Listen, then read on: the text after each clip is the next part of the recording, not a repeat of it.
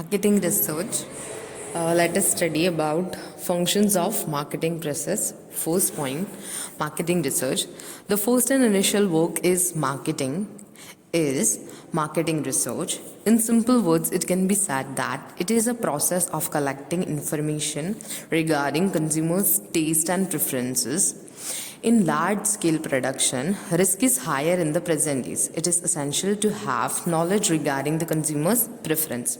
Marketing research सबसे first step है, सबसे फर्स्ट फंक्शन है मार्केटिंग प्रोसेस का. सबसे पहले कोई भी कंपनी हो, कोई भी जो प्रोडक्ट्स बना रहे हैं, कंपनीज हैं या छोटी मोटी स्मॉल स्केल इंडस्ट्रीज भी आ जाती हैं, जो भी प्रोडक्ट्स बना रहे हैं उनके पास सबसे पहले तो ये इन्फॉर्मेशन होना चाहिए कि उनके कस्टमर्स का, उनके कंज्यूमर्स का प्रेफरेंस क्या है, क्या वो लोग सबसे ज़्यादा रेफ़र करते हैं, कौन सी ऐसी चीज़ें हैं जो उनको ज़्यादा अच्छी लगती हैं. और ये चीज़ कब पता पड़ेगी? मार्केट रिसर्च से.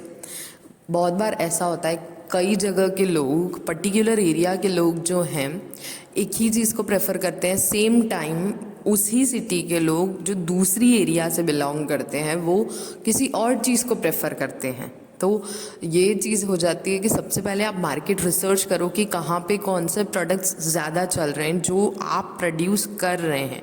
उसमें से आपको आइडिया आएगा कि कौन से आपको गुड्स कितने बनाने हैं, कितने नहीं बनाने हैं, कौन सी चीज़ें आपकी कहाँ पर ज़्यादा रन करेंगी, कहाँ डेवलपमेंट करने की ज़रूरत है. वो सारी चीज़ें जो हैं हमें मार्केटिंग रिसर्च से पता पड़ती हैं.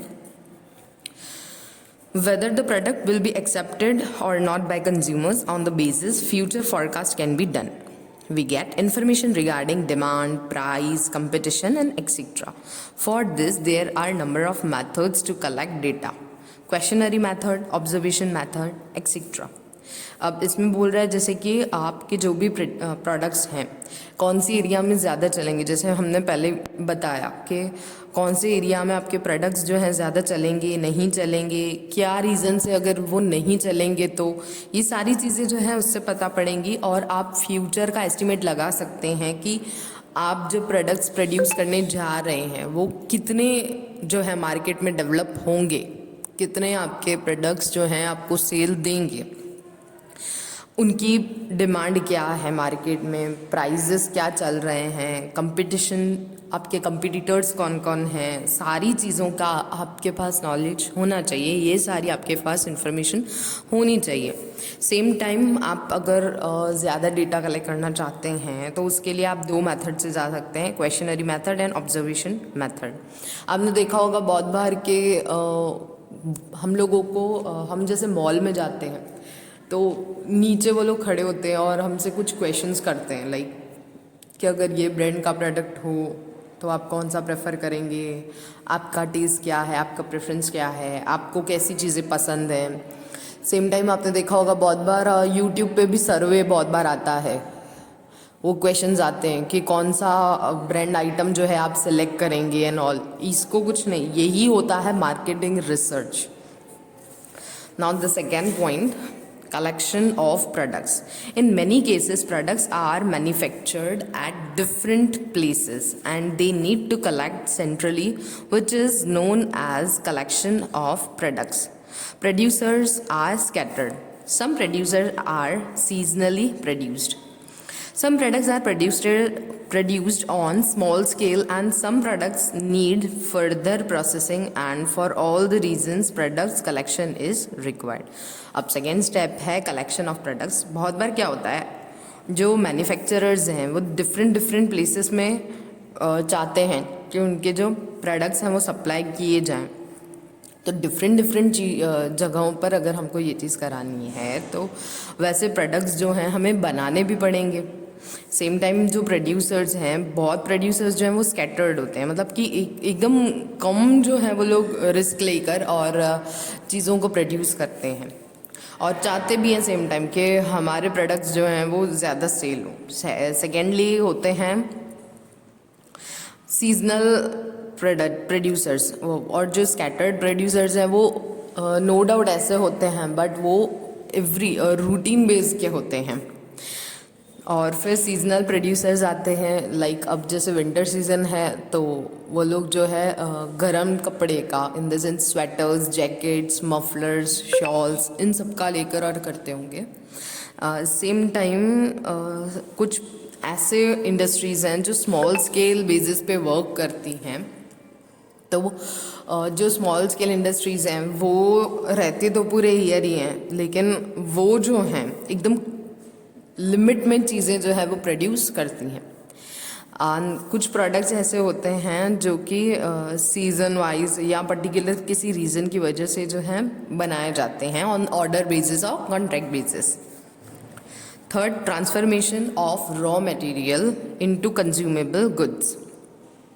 In many products, it becomes necessary for further processing to make it consumable. These processes are executed at the place where raw material is stored. By making products consumable, its market and value enhances. Care should be taken to see whether the processing is done according to consumers' requirement. For example, cleaning of cereals, pulses, ripening of fruits, etc. अब इसमें बता रहा है कि कैसे raw material जो है consumable goods के अंदर कन्वर्ट होते हैं। और बताया गया है जैसे सपोज़ आप कोई कपड़े के व्यापारी हैं तो आपने जैसे कि रॉ मटेरियल ख़रीदा, पहले आपने फैब्रिक ख़रीदा, फिर उसमें से आप सपोज़ शर्ट्स बना रहे हैं, ट्राउज़र्स बना रहे हैं, बेडशीट्स बना रहे हैं, एक्सेट्रा, कुछ भी आपने फैब्रिक ख़रीदा और फिर उसका ट्रांसफॉर्मेशन कर रहे हैं एक फिनिश्ड गुड्स में। रॉ मटेरियल जो है वो रॉ गुड्स है, उसके बाद आप उसे लेकर आए, आपने उसका कटिंग करवाया तो वो हो गया सेमी फिनिश गुड्स। और जब रेडी करवाते हैं उसका particular in the form of shirt, trouser, bedsheet, covers, ऐसा अगर आप कुछ चीज़ें बना रहे हैं तो वो चीज़ें हो जाती हैं फिनिश्ड प्रोडक्ट्स। अब वो जो रॉ मटेरियल से उसे कंज्यूमेबल करना है, मतलब कि प्रोडक्ट्स को रेडी करवा कर आप आपके कस्टमर को दे रहे हैं, तो वो वहाँ तक बन जाएगा कंज्यूमेबल प्रोडक्ट्स। उसमें हमें पूरा ध्यान रखना है कि कंज्यूमर की रिक्वायरमेंट क्या है। अगर मार्केट में कोई पर्टिकुलर एक चीज़ चल रही है, आपने भूल से दूसरी चीज़ बना दी, इफ़ सपोज़ आप बेडशीट बना रहे हैं, मार्केट में डिमांड आया सिंगल बेडशीट का ज़्यादा, आपके सर्वे के अकॉर्डिंग आपने देखा कि लोग जो हैं ज़्यादा सिंगल बेडशीट पसंद कर रहे हैं। अब आपके पास फैब्रिक पड़ा हुआ है और आपका ध्यान नहीं रहा और आपने उसका भूल से डबल बेडशीट बना दिया या किंग साइज़ बेडशीट बना दिया, तो अब क्या होगा?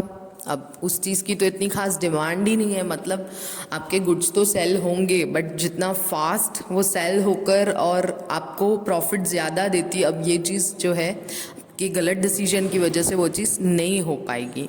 नो डाउट हो सकता है आपके गुड्स सेल तो हों लेकिन उतना ज़्यादा प्रॉफिट नहीं मिलेगा और साथ ही साथ इतना ज़्यादा ओवर सेल्स जो है वो नहीं होगा, जो शायद इफ़ आपने सिंगल बेडशीट्स जो हैं वो बनाई होती और सप्लाई की होती तो आपका फास्ट, वेरी फास्ट जो है गुड्स जो है चला भी जाता, पैसे भी रिकवर हो जाते हैं एंड इट्स ऑल्सो पॉसिबल कि आप दूसरा जो है फैब्रिक परचेज़ करके और फिर से उसका प्रोडक्शन स्टार्ट कर सकते थे। लेकिन ऐसा नहीं होने के कारण जो है प्रॉब्लम हो जाती है। सो इट्स मस्ट कि हमें केयर करनी है इन चीज़ों की। जो सर्वे है, जो हमें पता पड़ता है कि ये डिमांड है तो हमको अकॉर्डिंगली वर्क करना चाहिए। अब इसमें जैसे एग्जांपल बताया गया है सीरियल्स, क्लीनिंग ऑफ सीरियल्स, मतलब कि हम देखते हैं कि जो चावल हैं और फिर वीट होती है, ये सारी चीज़ें जो हैं कटने के बाद जब उन्हें साफ़ किया जाता है, उसके बाद बताया गया है रैपनिंग ऑफ फ्रूट्स, मतलब कि जब फ्रूट्स जो हैं वो पककर रेडी हो जाते हैं तो उनका प्रॉपर टाइम पे कटिंग करके मार्केट में उसे निकालना, मतलब अब वो रेडी हो गए हैं, इफ़ थोड़े टाइम के अंदर, कुछ दिनों के अंदर उन्हें सेल नहीं किया गया, मतलब कि उन्हें कंज्यूम नहीं किया गया तो वो ख़राब हो जाएंगे। तो उनका ध्यान रखना है कि भाई अगर वो रेडी हो गए हैं तो उनका कटिंग करके मार्केट में सेल करना है। Now next point, standardization and graduation. Product standardization is a process in which it is determined that how goods should be. The quality of products standards regarding size, color, smell, taste, nutrition, etc. are there. Many products requires government standardization too. Standardization procedure is done along with graduation. In graduation, different quality products are classified differently, though that through that the consumers through that different prices and fixed for different quality products. Appropriate prices can be charged from the consumers. Due to product standardization and graduation, consumers develop faith on the quality of products. The graduation of agricultural products is done in India by Market Department of Government, and the Bureau of Indian Standard does it for industrial products. अब इसके अंदर क्या होता है ना कि जो भी प्रोडक्ट्स आप प्रोड्यूस कर रहे हैं, सबसे पहले तो उसका आउटर लुक कैसा होगा, बाहर से उसका साइज़ कैसा होगा, कलर कैसा होगा, उसका स्मेल कैसा होगा, उसका टेस्ट कैसा है, इफ़ कोई खाने पीने की चीज़ें हैं तो उसके अंदर कितने न्यूट्रिशंस हैं, ये सारी चीज़ें प्रॉपरली बाहर मेंशन किया हुआ होना चाहिए. और फिर लुक वाइज भी वो अच्छा लगना चाहिए. ऑलमोस्ट जो कंज्यूमर्स हैं अगर आपके पास आते हैं तो देखते हैं कि ये ज़्यादा लुक में अच्छा है, तो वो उससे अट्रैक्ट होते हैं और वही चीज़ें जो है वो लोग परचेज़ करते हैं. अब ये चीज़ों के साथ साथ इसे कहते हैं स्टैंडर्डाइजेशन, इसके साथ साथ ग्रेजुएशन. ये चीज़ होना भी, मतलब कि क्वालिटी प्रोडक्ट होना भी बहुत ज़्यादा इम्पॉर्टेंट है. साथ ही साथ उसके प्राइजेस क्या हैं और ज़्यादा फिक्स्ड प्राइजेस हैं या नहीं, या ज़्यादा फ्लक्चुएट होते रहते हैं उस चीज़ के प्राइस, वो चीज़ भी मैटर करती है. क्वालिटी गुड्स होने चाहिए. उसके बाद अगर कोई कंज्यूमर ने उसे लिया तो उसके बाद जो है क्वालिटी को यूज़ करने के बाद मेक श्योर कि आप जो प्रोडक्ट्स उन्हें सेल करते हैं तो वो आपकी ब्रांड पर ट्रस्ट कर सके, ऐसे क्वालिटी प्रोडक्ट्स होने चाहिए. बहुत बार क्या होता है कि हम कोई भी चीज़ ले आते हैं मार्केट से, फिर बताते हैं कि हमने ये चीज़ ली थी, अरे ये वाली ब्रांड का प्रोडक्ट लिया है आपने, तो ये बिल्कुल अच्छा नहीं होता है, ये मत यूज़ करना. हमारे दिमाग में जो एक इम्प्रेशन बैठ जाता है कि ये वाली अगर ब्रांड का हम प्रोडक्ट यूज़ करते हैं तो हमारे साथ ऐसा हो रहा है. तो हम दो चार लोगों के बीच में जब खड़े रहते हैं तो हम यही उनको भी रेकमेंड करते हैं कि नहीं, ये अच्छी चीज़ नहीं है, इसकी मत परचेज़ करना. तो डायरेक्ट उसका जो है माइंड डाइवर्ट हो जाता है. सेम टाइम अगर कोई चीज़ हम लेकर आते हैं और वो हमें अच्छा लगता है तो हम बहुत बार बताते हैं कि इसका प्रोडक्ट लेना, अगर तुझे लेना है तो बहुत अच्छा होता है. तो ये जो है एक इम्प्रेशन आ जाता है और ये एक ब्रांड के ऊपर हमारा ट्रस्ट होता है कि अगर इस चीज़ का है ना तो अच्छा ही होगा, देखना ही नहीं पड़ेगा तुझे. हम ऐसा, मतलब हमें जो है एक ट्रस्ट कंज्यूमर्स के मन में डेवलप करना है. तो इस तरीके के हमारे प्रोडक्ट्स होने चाहिए. और जो इफ़ एग्रीकल्चरल प्रोडक्ट्स हैं तो वो जो Indian market department of government है, ब्यूरो है, उसके सर्टिफाइड होने चाहिए for industrial products. Fifth point, labelling of products. A label differentiates the product of one producer from that to other competitors. Label is unique identity of that product. Consumer identifies the product only through the label. Consumers are not cheated by the fake products because of label. Advertisement become easy of labeled product. Labeling ensures that the product quality. Often producers give a name for that product which is known as brand. Brand can be in its form, name of symbol, number of producers, name or a design. Brand name is kept on the label of a product. अब इसके अंदर क्या होता है ना, आपका जो भी प्रोडक्ट आप सेल कर रहे हैं तो उस पर नाम लिखा होना चाहिए कि ये पर्टिकुलर इंसान का या जो उसकी कंपनी का नेम है वो उस पर मेंशन होना बहुत बहुत बहुत नेसेसरी है. उसी से तो कंज्यूमर आके और आपसे मांगेगा कि मुझे इस ब्रांड का प्रोडक्ट दो या उस ब्रांड का प्रोडक्ट दो. ऐसे ही कुछ भी किसी पे लेबलिंग नहीं होगा तो कैसे पता पड़ेगा कि कंज्यूमर क्या मांग रहा है. अगर उसको क्वालिटी अच्छी भी लगेगी, नेक्स्ट टाइम वो मांगने जाएगा तो वो क्या बोल के बोलेगा कि मुझे ये प्रोडक्ट दो. अब लास्ट टाइम वो कब लेकर गया था, क्या लेके गया था, एक सेलर को क्या पता.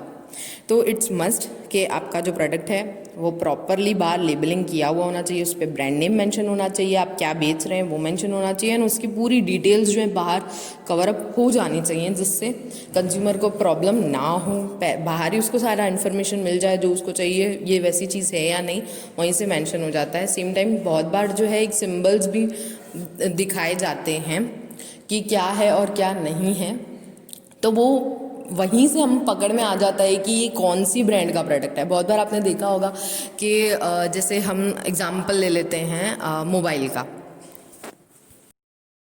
जैसे आईफोन है और दूसरे ओप्पो का ब्रांड का प्रोडक्ट हो गया, then another we can take बहुत सारे जैसे कि ब्रांड के ये मोबाइल्स आते हैं। तो सीधी सी चीज़ है, जैसे कि एप्पल ब्रांड का है तो हमें ऑलरेडी हमारे दिमाग में एक फिक्स होता है कि यार इसका होगा ना तो इसके ये चीज़ें होंगी, तो ऑटोमेटिक हमें पता ही है कि अच्छी होंगी। उसके बाद बहुत बार ऐसा होता है कि हम किसी और चीज़ का ले लें एग्जाम्पल, इफ़ कपड़ों का ले लेते हैं तो पीटर इंग्लैंड है, बहुत सारे ब्रांड्स के हैं जैसे कि कपड़े, ब्लू बुद्धा है, रेमंड है, ऐसे जो भी प्रोडक्ट्स हैं उसके हमने परचेज़ किए, हमको पता होता है कि क्वालिटी वाइज हमारे साथ कहीं भी कॉम्प्रोमाइजेशन नहीं होगा, तो हम ऐसे ही ब्रांड को जो है सिलेक्ट करते हैं। तो वो लेबलिंग से ही हमें पता पड़ जाता है कि हाँ यार ये चीज़ है ना इसकी तो अच्छी होगी। और आपने देखा होगा बहुत बार कि इन लोगों के सिंबल्स भी बने हुए होते हैं, तो सिंबल क्या है, सबके सब तो पढ़े लिखे नहीं होते हैं, वो जो है बहुत बार आपने देखा होगा कि वो ये कहते हैं कि भाई जिस पे ये छपा हुआ है ना वो वाला चाहिए, जिस पे ये ड्रॉ किया हुआ है ना वो वाला प्रोडक्ट हमको चाहिए। तो उससे जो है एक सिंबल से जो है बहुत इजीली कस्टमर के दिमाग में रहता है कि इस पर ये ड्रॉ किया हुआ था। उनको ये मे भी शायद याद ना हो कि क्या लिखा हुआ था, बट उनको ये ज़रूर याद रहेगा कि क्या फिगर उस पर प्रिंट किया हुआ था, तो वो डायरेक्ट वही जाके और कस्टमर जो है डिमांड करते हैं कि जिस पे ये छपा हुआ था ना मुझे वो वाला प्रोडक्ट चाहिए। तो इससे जो है बहुत ज़्यादा इजी हो जाता है हमारे ब्रांड को पहचानना और लोगों के दिमाग में हमारा impression banana. Sixth point, price determination. A producer obtains various estimations of expenses regarding his production of goods, which includes production cost, product packing, insurance, distribution, advertisement, and etc. To this basic cost, profit component is added to the determinant of sale price. While determining the price, demand for that product and price of competitors' products also be considered. Price determination should be done before packing because it is mandatory to print the price on the product of pack. अब price determination आपको ज़रूर पता होना चाहिए कि आप जो product बना रहे हैं उसका प्राइस आपको किस प्राइस में आपको बेचना है।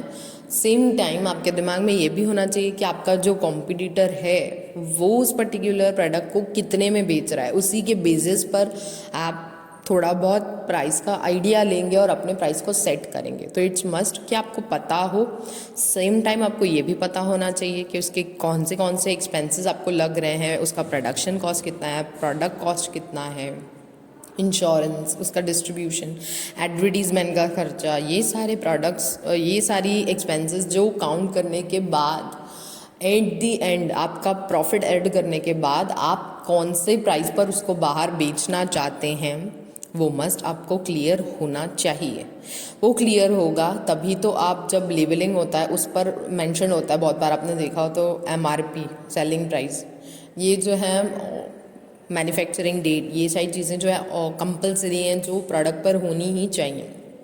तो इट्स मस्ट कि आपको पता हो कि आपको किस प्राइस पर बेचना है, तो वो उसके अकॉर्डिंग आप MRP वगैरह जो है उस लेबलिंग में प्रिंट करवा कर ऐड कर सकते हैं, अदरवाइज़ आप ये चीज़ तो कर ही नहीं पाएंगे।